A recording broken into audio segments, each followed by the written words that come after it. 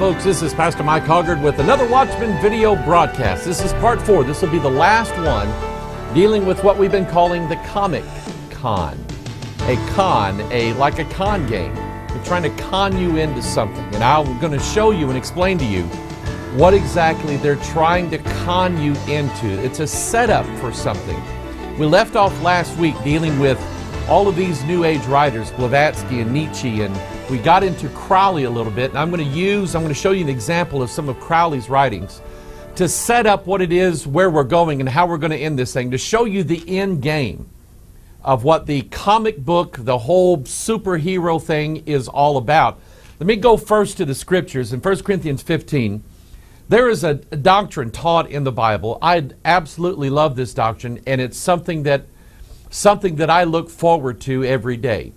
I don't like this vile body that I live in. It's overweight, it has sicknesses, it has diseases, it's ugly, it's getting older, and it's wicked and everything else, and I want to get rid of this thing. Well, God has a delivery system. He has a promise. He has a way of getting His people from this world to the next, from being mortals to being immortals. Let me show you what I mean by that. 1 Corinthians 15:51. Paul said, "Behold, I show you a mystery. We shall not all sleep, but we shall all be changed." There is a transformation coming. Now, he mentioned that this was part of a mystery. He refers to, in 2 Thessalonians, the mystery of iniquity. And he's referring to the coming of the Antichrist, who sits in the temple of God, showing himself that he is God. All of these things over here refer to the mystery doctrine, the mystery religion. Blavatsky, we mentioned, Crowley, Albert Pike, Dan Brown, Marilyn Ferguson, all of these other writers, Leonard Sweet, Joe Smith, the head of the Mormon Church. I don't think that's his real name. Joe Smith, I think he made that up. But anyway, all of these groups refer to some sort of secret doctrine or a mystery of some kind. They want to keep it secret because they don't want everybody to know about it.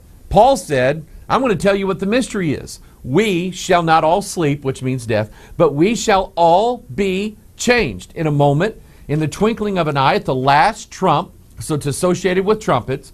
For the trumpet shall sound, and the dead shall be raised incorruptible, and we shall be changed. I like that, incorruptible, which means that once this happens, no more sin, no more dying, no more sickness, no more disease, no more backaches, no more eyeglasses, no more diabetes, nothing like that. Nothing will harm the new bodies we're going to have. For he says, for this corruptible must put on incorruption, and this mortal must put on immortality. So if you want to look at it like this, at the twinkling of an eye and at the last trump, all of us who are in Christ are going to be raised incorruptible to be immortals. So when this corruptible shall have put on incorruption, and this mortal shall have put on immortality, then shall be brought to pass the saying that is written, death is swallowed up in victory. And he says, O death, where is thy sting? O grave, where is thy victory? You may have heard that before. The sting of death is sin. The strength of sin is the law. But thanks be to God, which giveth us the victory through our Lord Jesus Christ. And so there is coming a time when there is going to be the sound of the trumpet, and all of those who have died in Christ shall rise up out of the grave with a new body. Not the same zombie body that they had in the ground. It's going to be a new body. Then those who are alive and remain at that time, could be in our time, could be in the next generation, I don't know. But we are going to be raised up to be immortals. Absolutely perfect, made like unto the Son of God Himself. Now, for everything that God has, the devil has a corrupted form of that. That's what we're going to be focusing on, because our transformation comes because of the work of Jesus Christ on the cross. Their transformation comes through the working of mankind. But the whole, and all of these mystery writers agreed. They all said that at some point we need to move mankind into an understanding of these mysteries. However we do it, doesn't matter.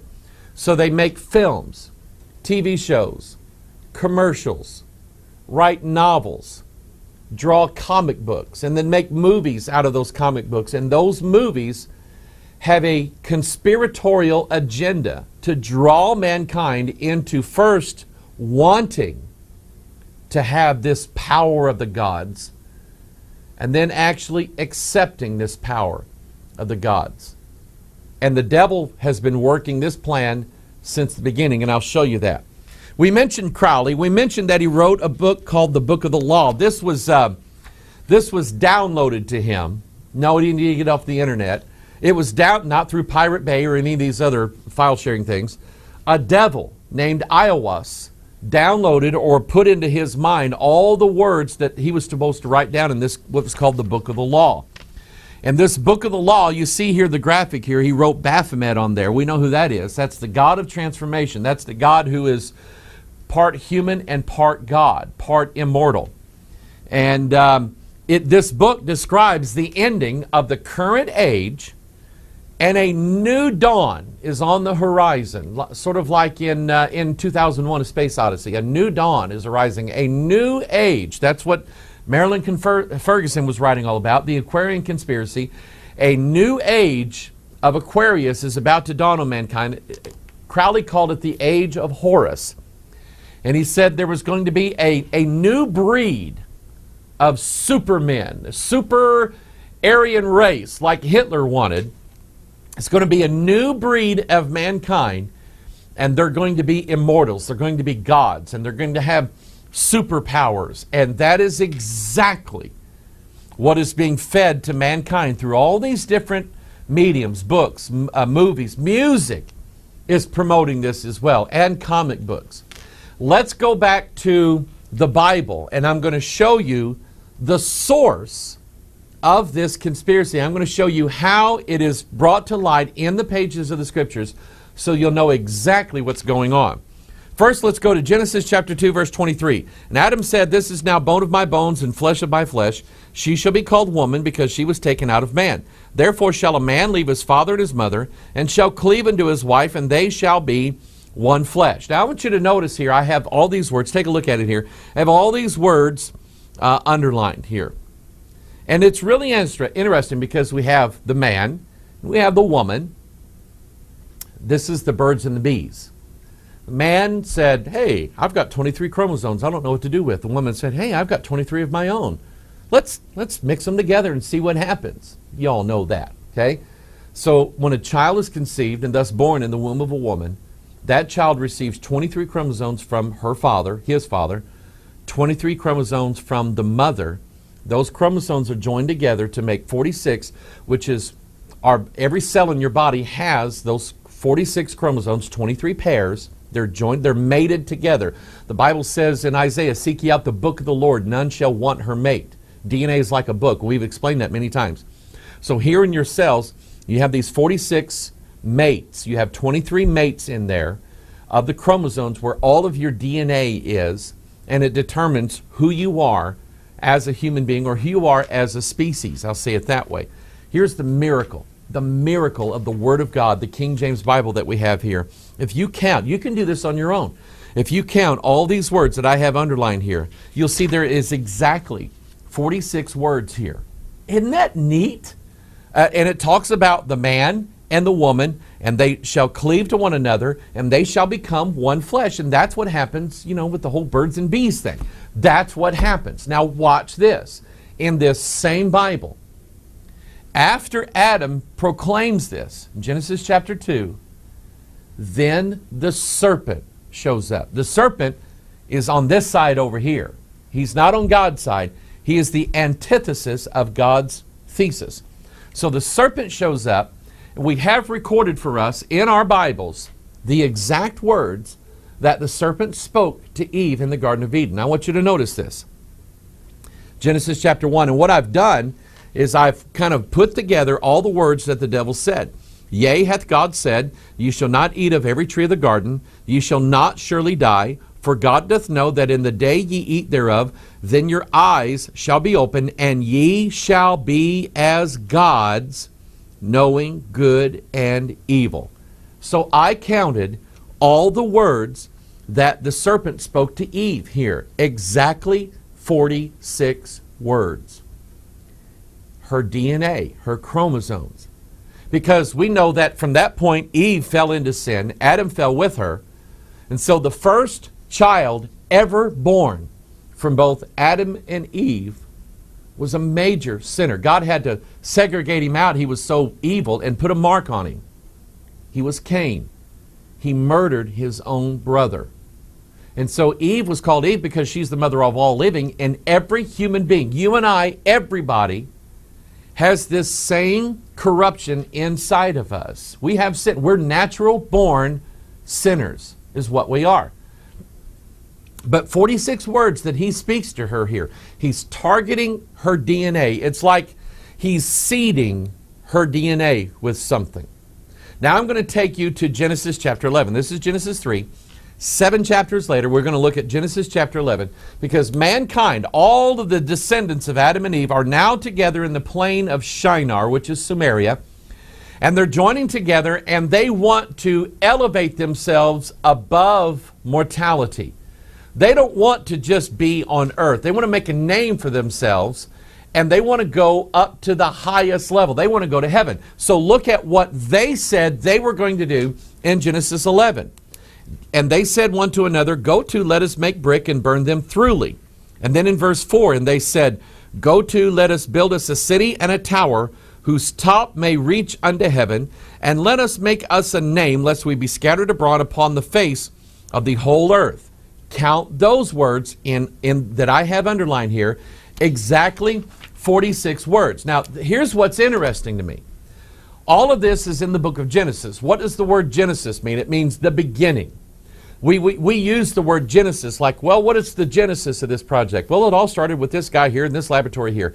That's how we use the phrase. We mean it and we understand it to mean the beginning. The beginning of what? The beginning of creation, the beginning of life, the dawn of man. So we have in the book of Genesis the old dawn of mankind, the original creation of mankind. Now, God has his version of a new creation. There's going to be a new heaven and a new earth. Jesus said, "Behold, I make all things new." So mankind is made new, and that's what that transformation is, that change that Paul was talking about. We're going to be changed into a new body. The devil has his own version of that. So he shows up in Genesis 46 with his version of it. "Ye shall be as gods, ye shall not surely die." Immortality and the power and the vision of gods. And then in Genesis 11, we see mankind acting that out with their 46 words. What are they doing? They're trying to elevate mankind above where he is right now, turning him from mortal to immortality. Ray Kurzweil, one of the genius leaders of this movement in this world, to get mankind to go ahead, press the button, pour it into the test tube, whatever it is they got to do, to bring mankind to this singularity where mankind and technology, computers, meld themselves together so that mankind never dies. It's that simple. Either through technological augmentation or, as we will see, biological or DNA transformation, changing man's DNA.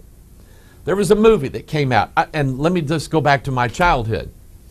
When I was a boy on the playground in my elementary school, all of us boys used to play Planet of the Apes. We thought that was the coolest thing in the here it is. They make these movies about it, and then it's a TV show, and we're watching and we are playing Planet of the Apes. We're the monkeys, okay? Or excuse me, the apes.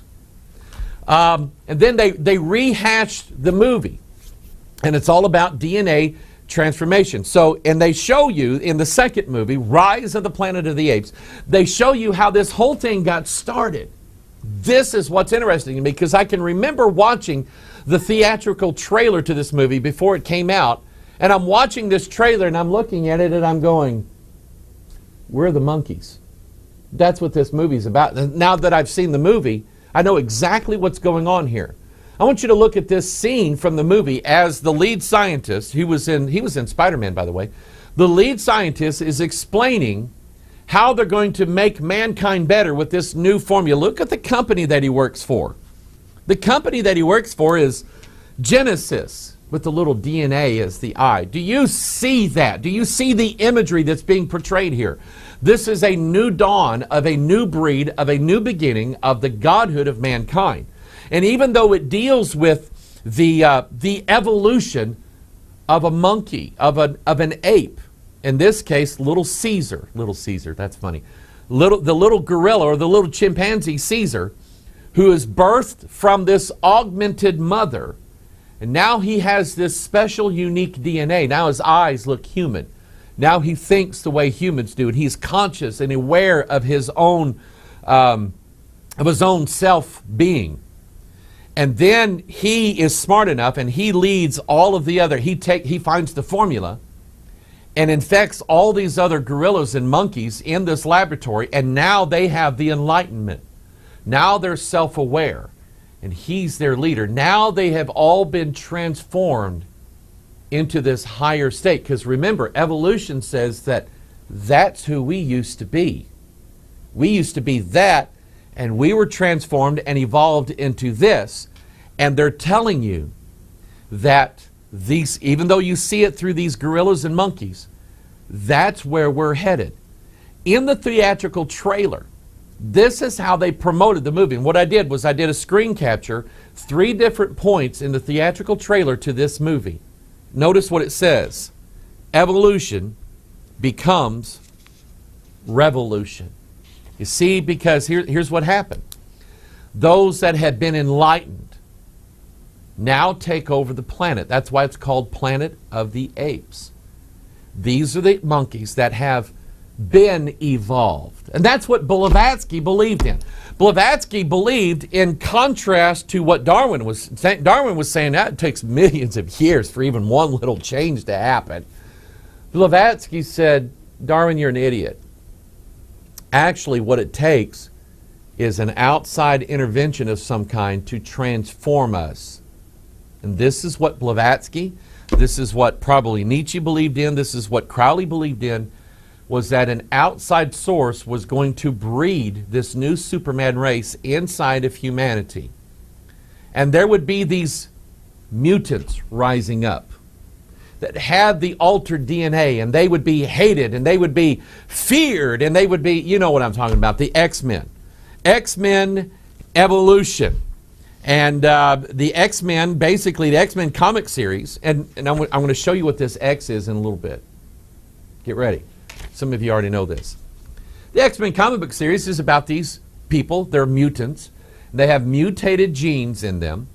And I'm going to show you the movies that have come out that are teaching and indoctrinating mankind into accepting the fact that this mutation is going to make us better. It's going to make us into gods. What I did was I have seen several of these X-Men movies, and I learned something from them. First of all, I'm going to show you why they're called X-Men. Now, in the movies and in the comic books, Stan Lee wanted you to believe that they were named after Charles Xavier. They were the X-Men. They were the G-Men. Now they're the X-Men. I think it has something more to do with what the X symbolizes. Let me show you this graphic here. This is the letter X. Do you know what this is? This is your X chromosome. Everybody has them. Male and female has X chromosomes. The difference between male and female is that males actually have what's called a Y chromosome. And that's because every time we get around women, we go, why? Why? Anyway, that's men. But we all have this X chromosome in us. That's where God stores all of our crooked serpent-like DNA inside of these things that look like crosses inside of every cell in our body. There's 23 pairs of them, 46 in total, and they all look like little crosses, little X's. So really, we're the X-Men. They're awaiting our mutation. The most recent series, or part of this series of the X-Men, just came out.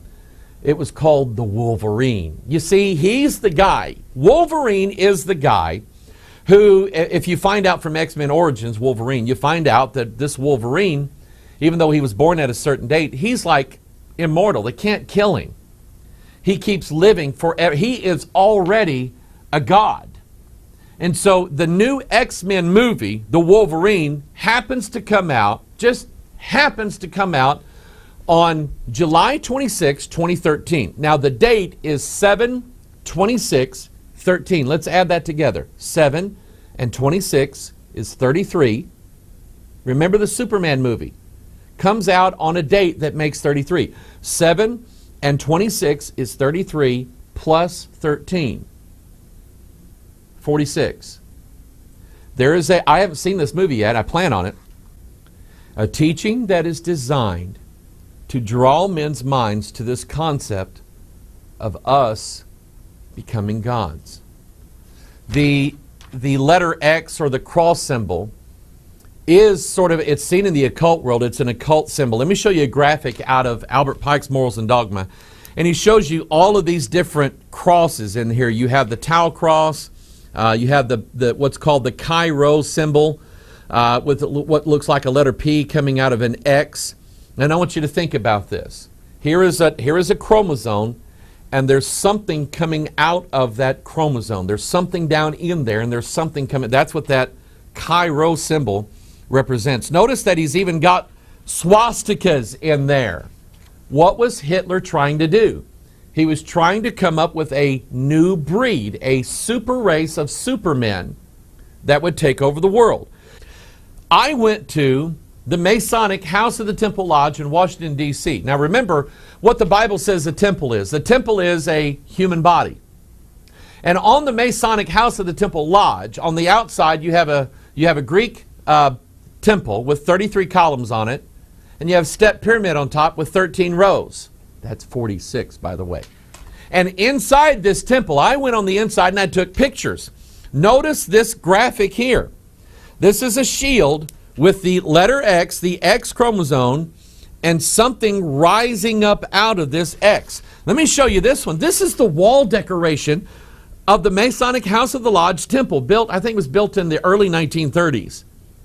They have swastikas all over the inside. Now this temple, this lodge place, some of the most powerful men in America who are Masons meet and gather inside of this lodge building. Yes, I believe in conspiracies. I sure do. Because of what I know and what I see and what I know this house of the Temple Lodge represents. Here is an ancient temple floor they dug up. I don't know where it is and how old it is. Notice the swastikas. Notice the DNA there on the side, the crooked serpents and the yin-yang symbol. That's all the fusion of opposites, male and female, sons of God, daughters of men. That's what that represents. That's what's coming out of the X chromosomes. Here is the the New World International Airport with the Masonic capstone on it, and it's built in the shape of a swastika. Here is, remember Isis and Osiris. Osiris the sun god. Remember Jor-El, he's like the sun god. Here is Isis and Osiris is always represented with this letter X, or this cross. Quetzalcoatl, the plumed serpent, the flying snake, the dragon of Aztec mythology. The Quetzalcoatl supposedly was a god that was killed on a cross. Now, before you start saying, see, I knew Christianity was fake, there is a real and there is a false. There is a thesis, Christ on the cross, dying for the sins of mankind, crucifying our flesh. You see, that's the thing right there. In order for us to be immortal, this mortal has to die. It has to be changed somehow. This, they're going to turn the flesh into immortality. That's the difference. And so here even Quetzalcoatl is pictured as hanging on a cross or being crucified somehow, some way. So we go back and look. I did watch. I went and just on a whim here. I had a theory that there was something in the X-Men movies that was going to tell you how they came about. Well, sure enough, they made a movie called X-Men First Class. Here is a scene from this movie. This is on the left-hand side. The boy there, that's Magneto. You know Magneto. He's Magneto and Gandalf. Same guy played them both. Here's young Magneto, and he is in front of this, hold on. He's in front of this guy that's a Nazi. that's looking for the superior race, okay, with the swastika symbol. Think about it. So here is young Magneto, Eric, standing in front of it, and the guy's saying genes are the key that unlocks the door to a new age. Eric, stop right here. Stop right here. What is he talking about? A door, and a locked door, and it needs a key. What could he be talking about? Revelation chapter 9.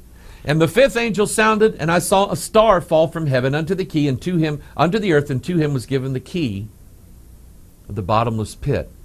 And he opened the bottomless pit, and there arose a smoke out of the pit. Guess who came out? Locusts. And guess who else came out? Abaddon, the destroyer, the king of the bottomless pit. So go back and look at this scene again.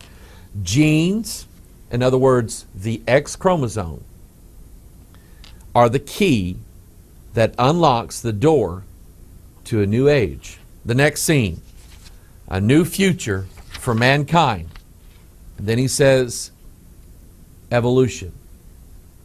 This is about the whole Comic Con is about conning mankind into going ahead, moving forward into man's next phase of evolution. Not a phase that's going to take place over thousands or millions of years, but a phase, as Blavatsky and Crowley wrote, Nietzsche, a phase that's going to take place as a result of an outside force turning us into gods. What that looks like in the Bible is in Daniel chapter 2, the fourth kingdom actually mingles themselves with the DNA of men, the seed of men. That's what the Bible says. Thus bringing mankind under their dominion, but promising mankind his next stage of evolution, Godhead. This is the mystery that has been held by all of these groups, the Mormon Church, the New Age movement, Freemasonry. Freemasonry is mainly based upon the secret of the Knights Templar plus Rosicrucian doctrine plus Jewish Kabbalah, Jewish mysticism. I'm going to show you something from there in a little bit. Rosicrucian idea, the rose cross. Let me show you the symbol of the rose cross. It is the blood red rose with thorns coming up out of a cross. Stop right here. Look at this. Go back to this graphic of Quetzalcoatl. You have Quetzalcoatl on a cross. You have the rose and the thorns on the cross. It's the same idea and the same concept. Notice this graphic again. You have a serpent biting his tail. That in the Illuminati and the occult and the New Age movement is a picture of what they call immortality or man's resurrection. And let me show you what it means. According to Albert Pike and all these other writers, the mouth on the serpent it's kind of birds and bees stuff. The mouth is the female and the tail is the male. That's what that is. I mean, that's what you're looking at here. It's very, very vulgar. But remember, that whole thing of the man and the female has to do with the birthing of Horus, the age of Horus, the coming of the age of the Antichrist, where Lucifer's promise to Eve is going to be fulfilled. You shall not surely die, but you shall be as gods, knowing good and evil. Here is from a Rosicrucian website, speaking of the character of Christian Rosenkreutz. His very name is an embodiment of the manner and the means by which the present-day man is transformed into, here it is, the divine Superman.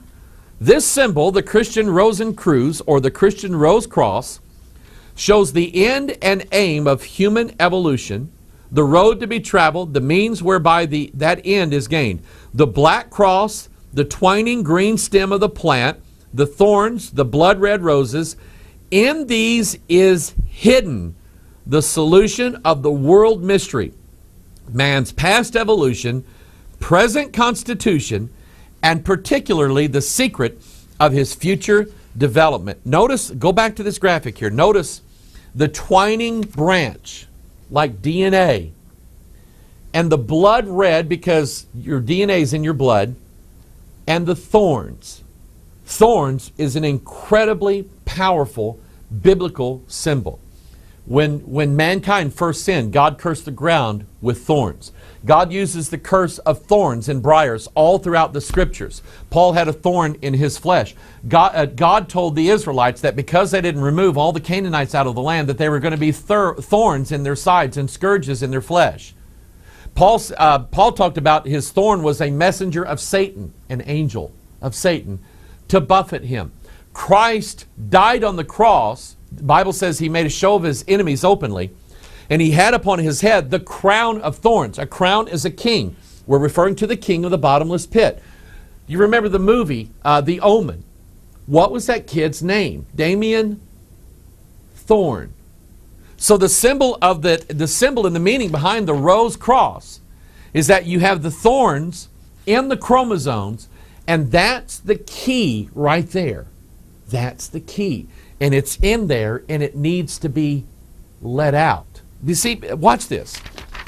It needs to be unsealed. Because your DNA, I'm here rolling up my notes here. Your DNA is like a scroll rolled up, and it's sealed. And it needs to be opened up. When it's opened up, it's like Pandora's box. You're going to let all this stuff out. You're going to let the thorn out of the X chromosome. That's what Rosicrucian doctrine is all about. That's what was being taught in the X-Men. That not just these particular, like Magneto and Professor X and all these other, there's even a character in there by the name of Darwin. He ends up getting killed. But he has the power to adapt. He represents evolution. The power to adapt, to survive. Think about it. One of these other gods, I was talking about these gods that had died and resurrected. One of them, who was also crucified, was called Prometheus. Now here's a graphic of Prometheus featured at Rockefeller Plaza. Prometheus is a god, I'll explain this in a little bit, is a god who stole fire from the gods and shared it with mankind. I'll tell you what that means in a little bit, because this was interesting to me.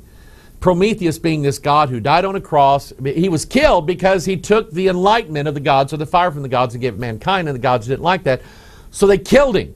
Remember, enlightenment. What was it that the devil said to Eve in the Garden of Eden? Then your eyes shall be opened, and ye shall be as gods, knowing good and evil. So all of these myths trace right back to the Scriptures. Here's what's interesting. In Superman 5, actually, is what it was. It was sort of the continuing saga of the original Superman series. You have Lex Luthor, who hates Jor-El. Jor-El, you remember, Kal-El went back to find Krypton for 5 years. He comes back. He's got a little boy, 5 years old. He's got superpowers. He's like Horus now, okay? And Lex Luthor has Lois Lane and this little boy on his yacht. And he's got in the background, you ought to see this movie, a graphic or a picture of Prometheus. And Lex Luthor likes Prometheus because Prometheus is like the trickster god who stole fire, stole the gods' power from the gods and gave it to mankind. And Lex Luthor hates Superman because Superman won't share his powers with him. The god of Lex Luthor is Prometheus. So Prometheus stole fire, which is divine light, immortality, or godhood, and he seeks to share it with all mankind. So now we have another movie to watch. It's called Prometheus. Now I can remember, Prometheus is what's called a prequel. A prequel is you have a set of movies, but you want to go back and sort of build the story. That's how Star Wars was developed. Do you remember the movie Alien? Oh my goodness, I remember seeing this movie back in the 80s and I'm just going, oh wow. Now, I haven't really kept up with all of the Alien movies since then. Alien versus Predator, and I haven't seen that one. But then they came out with Prometheus, the prequel to it. You find out in Prometheus that where these aliens come from, because there was a guy by the name of Peter Whalen. He was the CEO of Whalen Corporation, and he funds an expedition to follow this map. They found this secret map all over the planet, and Whalen builds this spaceship called Prometheus. He's going to go to this moon. He's going to follow the star chart to this moon because he wants to find the engineers, the people who he said designed humanity. Prometheus. Why does Wayland, you find out Wayland is actually on the ship. Why does Wayland want to go back to this moon to find the engineers? Because Wayland is dying. Wayland is a very powerful man. And he doesn't want to give up his power and his money, and he doesn't want to die. So he's hoping to go back to find from the engineers how to live forever. He wants the key to immortality. This theme, again, another constant theme in these movies. Iron Man 3 talks about a project called the Extremis Project. In fact, there was a graphic novel series called Iron Man, The Invincible Iron Man, Extremis. And you find out in the plot of Iron Man 3, this involves the invention of this thing called Extremis. And what it is, it's a DNA-altering substance that has regenerative powers. In other words, and you saw in the movie, if you saw Iron Man 3, you saw, I don't remember what her name was, Iron Man's chick. Anyway, she ends up getting killed, but because she has been injected with Extremis, she comes back to life. And so Iron Man, now, he's transformed. If you remember at the end of the movie, he has that Iron Man thing taken out of him. He's got Extremis in him, and he doesn't need that anymore. He's free from the bondage of his shell of Iron Man. Maybe I'm making this up, but it has everything to do with DNA alteration to give man regenerative properties, thus immortality. Now, again, from the scriptures, let me show you what this looks like. Daniel chapter 2, verse 40. The fourth kingdom shall be strong as iron, for as much as iron breaketh. Stop right here. Iron Man. Think about it, because what you're going to see in Daniel 2 is the iron kingdom mingled with the man world. Iron Man. You say, oh, come on, Mike. Stan Lee was just a guy drawing comics, tried to make money. You don't really believe that he was...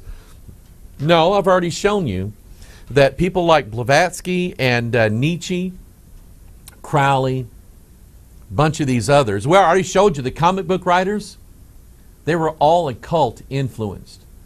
These people knew their stuff. They were being led by spirits to dream up these concepts and thus con and deliver the lie to mankind. Iron Man. I'll show it to you in the Bible. The fourth kingdom shall be strong as iron, for as much as iron breaketh in pieces and subdueth all things. And as iron that breaketh all these, shall it break in pieces and bruise. And whereas thou sawest the feet and toes, part of potter's clay and part of iron, the kingdom shall be divided, but there shall be in it of the strength of the iron, for as much as thou sawest the iron mixed with miry clay. And as the toes of the feet were part of iron and part of clay, so the kingdom shall be partly strong and partly broken. And whereas thou sawest iron mixed with miry clay, they shall mingle themselves with the seed of men. But they shall not cleave one to another, even as iron is not mixed with clay. And you understand that concept. You cannot patch iron with clay. I mean, it'll stick on there as long as it's wet, but after a while, you can just knock it off. It will not stick together. And that's the king. That's why it won't work. That's why the kingdom is divided against itself. They're opposites. One, clay is soft and malleable. Iron is hard and permanent. And you cannot mix them two together. And that's why the kingdom of the last days will break in pieces and fall. It will not stand. And how does the whole image of Nebuchadnezzar is standing on the feet? How does, and it has 10 toes, 10 commandments, because the strength of sin is the law, 10 commandments. And so how does, if you follow this in Daniel chapter 2, you'll see a stone cut without hands, that's Jesus. And when he goes to bring down the image, he doesn't hit the head or the chest or the legs. He goes and destroys the feet. So now the image cannot stand. God's going to destroy two kingdoms all at once. He's going to destroy the power of man and the power of these gods all at once. That is so, I love this. It's so beautiful. So we have this concept from the Bible of DNA alteration of mankind in the last days. TV show based on this whole comic book thing called the 4400, science fiction. The 4400 was about these people that had disappeared all over Earth from like the 1900s on, and now they've all reappeared. All 4,400 of them. Think of the fourth kingdom. 4,400 of them all come back now, because what happened was you find out that they were secretly transported into the future. All of these people, children and adults, were given these superpowers by having their DNA augmented. And then they were returned back to the earth, to the present time, so that they could alter time. One of the things that's said about the Antichrist in the book of Daniel is that he is seeking to change times and laws. They get it right from the Bible. 4,400, notice this symbol, DNA. I never missed an episode of this, and I was really sad when it went. I mean, I'm just being honest with you. It is in my nature. I'm going, Superman, comic books, science fiction. That's me. I mean, that's how I grew up. I still have that fascination with it. And I have to be careful. I'll be honest with you. I have to be careful that I'm not just watching this because I think there's something to be gleaned from here. But I watched every episode of The Heroes. And sure enough, you find out, here's that symbol. You remember, if you've ever seen any of these, here's that symbol on here. And you don't know what it is until you find out from the corporation that has this symbol that it's like half of the DNA strand. And you find out that all of these people here in this movie, in this TV show, they all have superpowers. They can fly, they can transport, they can change time, they can do mental telepathy and put thoughts in people's heads. They have superpowers, whatever. You remember Siler? He ends up playing Spock in Star Trek. He's the guy that, in order to get the superpowers, he has to eat the brain of the people with the where do they come up with this stuff? But the heroes are all people who have had their DNA transformed. Several of these characters are people that never die. They can never be killed. Interesting, interesting. Captain America. Captain America is, and you go watch this, you know the comic book series, it starts out this little skinny, scrawny guy. I still don't know in the movie how they got the guy who played Captain America, because he's obviously got muscles. The CGI in this thing was incredible. You could not tell that that was a CGI body on him, because he's like this big, this tall, and he's got arms this big around, okay, and shoulders this wide. How they did it, I don't know. But anyway, they're going to transform now this weak man. They're going to transform him into this divine Superman. How do they do it? Well, they give him this concoction of whatever it is. And then they're going to use, here's a scene now from the movie. I caught this. They're going to give him the Vita Ray. Now remember, this takes place in the days of World War II. They're going to give him the Vita Ray. We don't know what that is. Notice the graphic here. The builder of the Vita Ray is Stark, and if actually it's a guy named Stark working on the project. That was Stark's dad, Iron Man's dad. They kind of put that together. But I did a close-up here of the Stark logo. Because what it is, it's a winged snake, like Quetzalcoatl, like this graphic here. You see the serpent, the S, and that Art Deco styling where like everything had wings back then. That's where they got it from. They got it from the winged orb or the winged sun god or the winged serpent. That's what the logo of Stark Enterprises is. So watch this now, that's where the Vita Ray comes from, the life ray. Think of where Kal-El gets his powers, Superman. He gets them from the sun. Ultraman, do you remember Ultraman? Even the Japanese were doing this. Ultraman I loved Ultraman because Ultraman transformed this human into this giant karate fighter with a suit on. The suit was incredible. And he did this, and rays come out of his hand. And he got his powers from the sun. And it was done by way of alien intervention. Same thing. Spider-Man, the amazing Spider-Man. How does he get his powers? DNA alteration. See, this radioactive spider bites him and it changes his... If you watch the first Spider-Man, you'll see the DNA graphics. They're altering his DNA, and you see that in this scene here. Now, for some reason, they decided to remake the Spider-Man series. I mean, it just came out like 10 years ago. Now they're going to redo it again and start all over again. And in this one, Peter Parker finds out that his dad, his real dad, actually did research with a guy named Kurt Connor, CC, that's 33, who's got his right arm missing. And Kurt Connor is into doing all this research with reptiles. Why?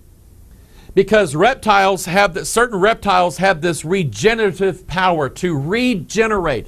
So Kurt Connor is going to learn how to take the DNA from snakes and serpents and mingle them into the DNA of mankind. He's a specialist in cross-species genetics. I took notes while I'm watching this movie, and I'm going, okay, I get it. I can't enjoy a movie anymore. I'm taking notes during this thing. Here's what jumped out at me. And I only found one clip of this. I don't actually have the movie, or I'd have done a screen capture of it. I found like one clip of this on the internet. Peter Parker goes to Oscorp. You know who Oscorp is. Oscorp actually is doing all this stuff on genetics and everything like that. And in the building of Oscorp, they have this hologram that they call the Tree of Life. Now, I saw that and I went, I know what that is.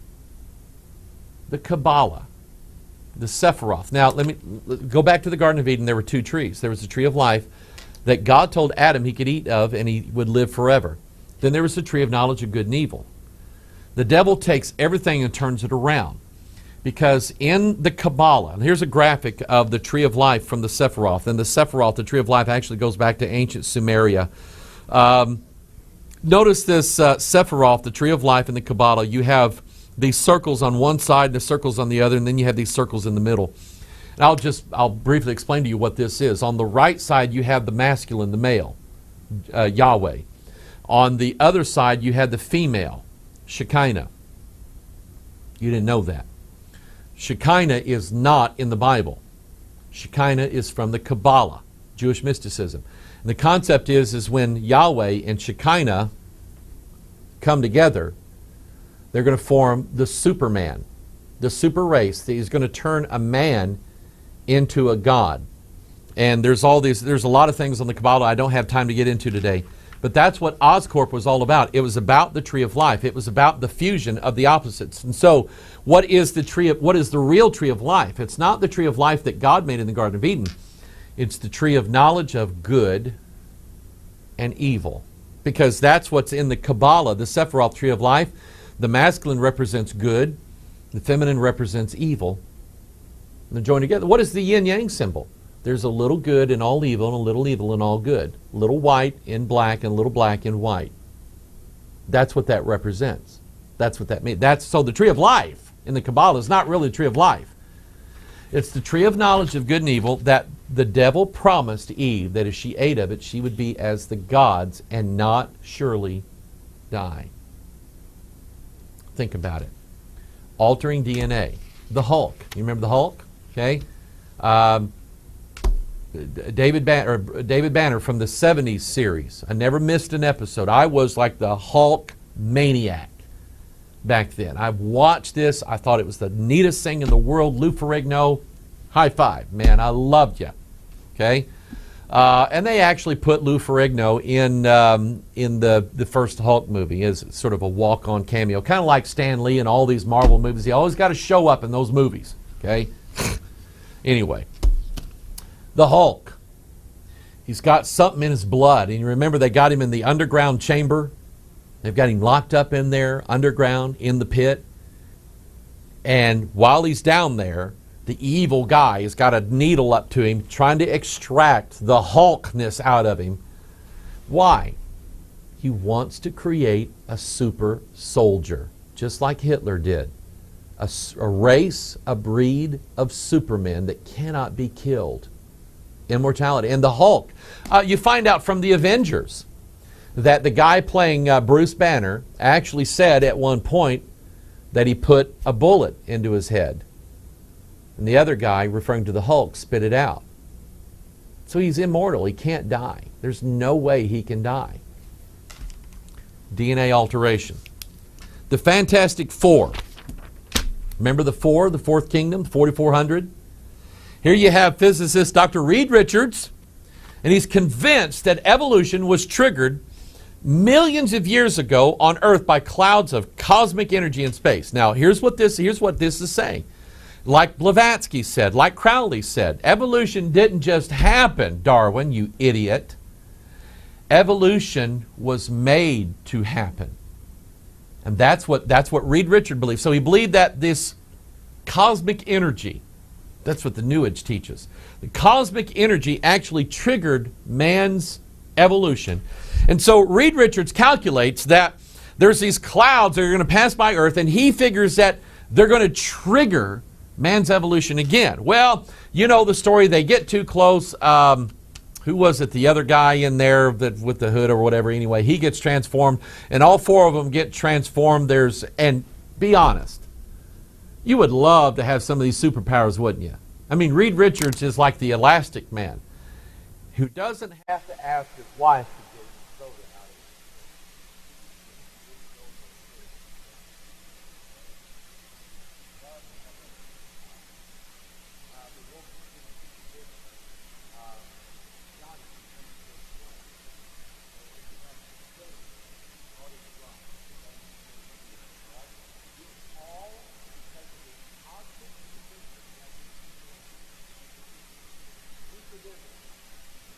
They decide to go public with it, and everybody calls them the Fantastic Four. They've got uniforms, and they're going to save the planet from the Silver Surfer and all this stuff. And you find out that Reed Richards has a laboratory at the Baxter Building on the 33rd floor.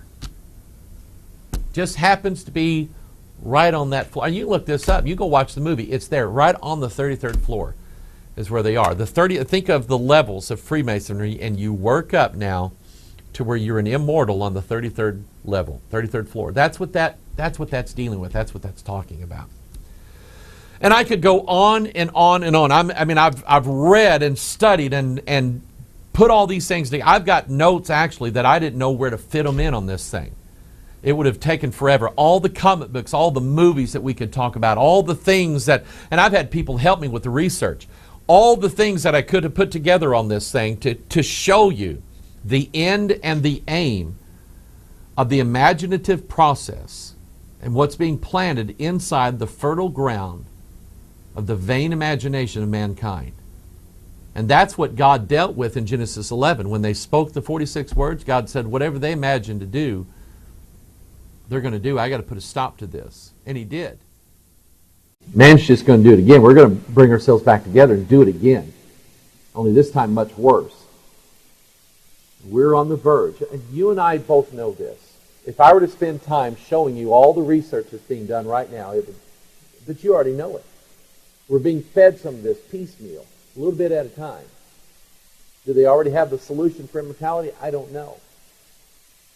But mankind is racing towards becoming a god. Not through the cross of Jesus Christ. No. By some sort of cosmic intervention.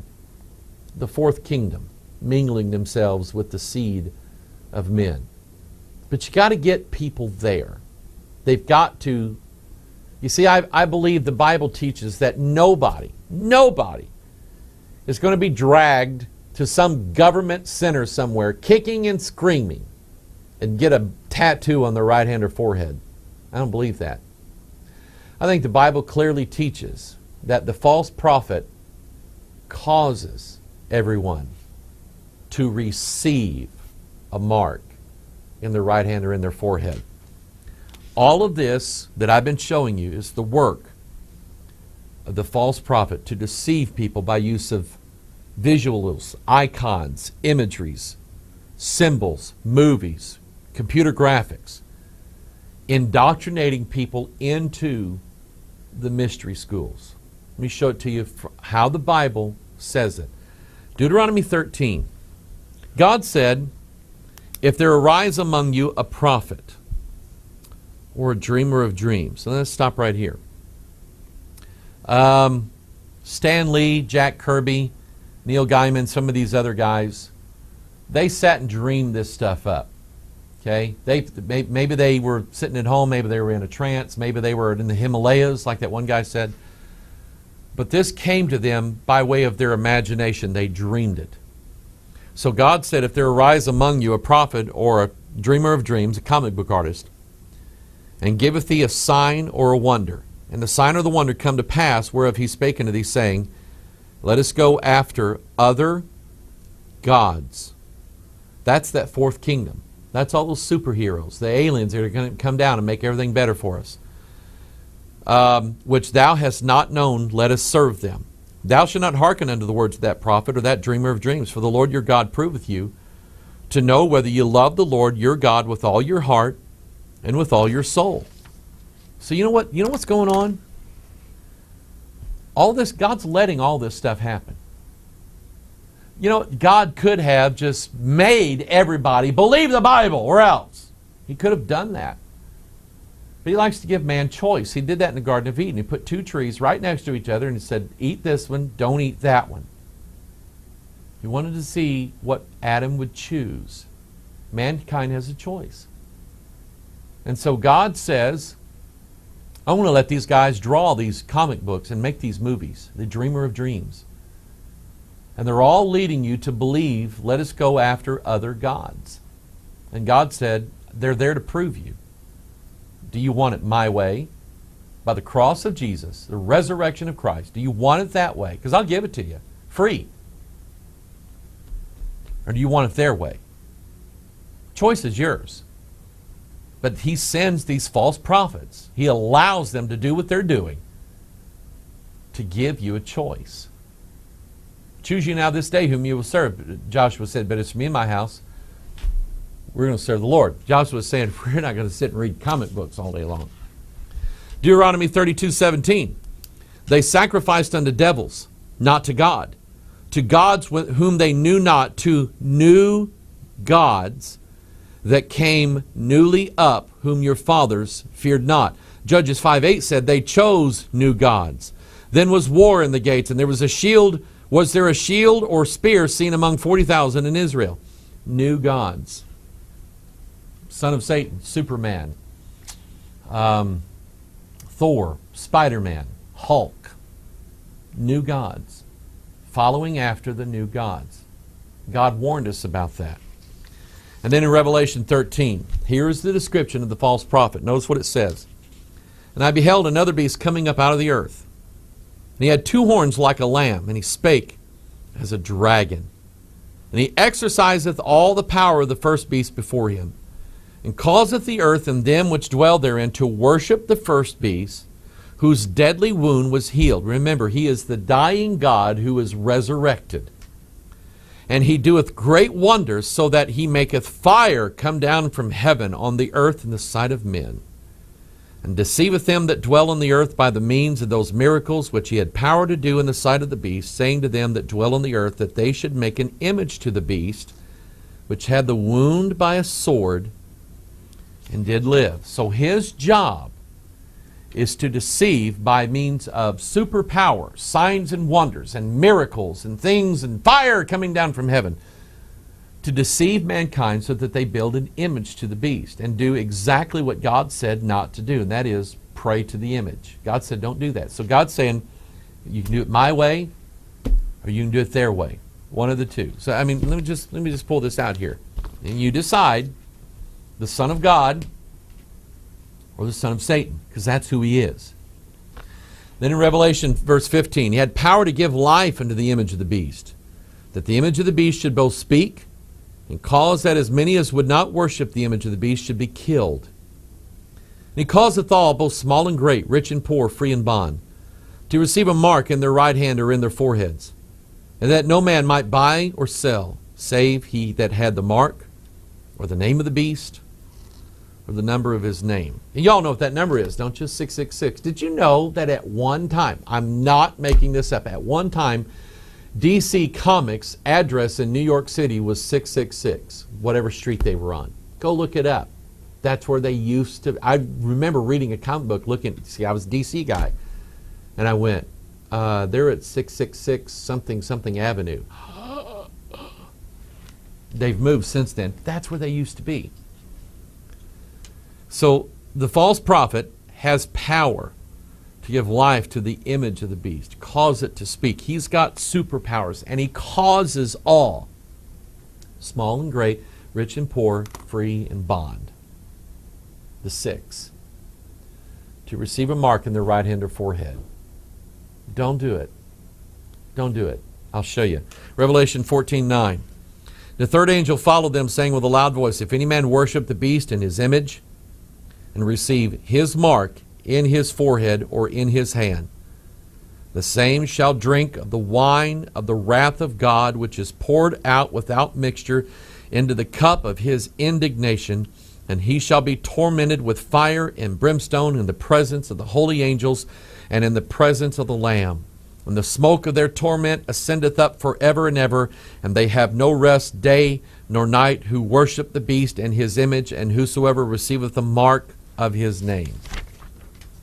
This is where the prophets of the son of Satan are taking everybody.